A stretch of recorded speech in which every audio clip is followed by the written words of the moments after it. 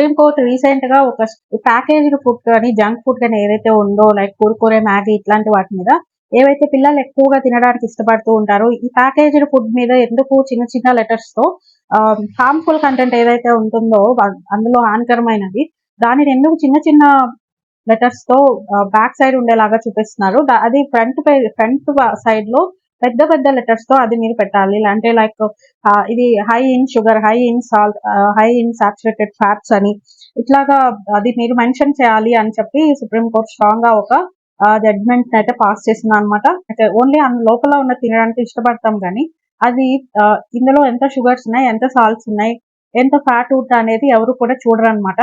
So ముఖ్యంగా పిల్లలకి నచ్చేవైతే అసలు ప్యాకేజ్ ఫుడ్ మీద ఇది హై ఇన్ షుగర్స్ అని, అంటే ఇప్పుడు ఎట్లయితే సిగరెట్ ప్యాకెట్స్ మీద ఇది తాగొద్దు, ఇది తాగితే క్యాన్సర్ వస్తుంది, ఇది మీరు పోతారు ఇట్లాగా అని అయితే ఉంటుందో అట్లాగే ఈ ప్యాకేజ్ ఫుడ్ మీద కూడా మెన్షన్ చేయాలి అని ఒక స్ట్రాంగ్ రికమెండేషన్ అయితే తీసుకొచ్చారనమాట.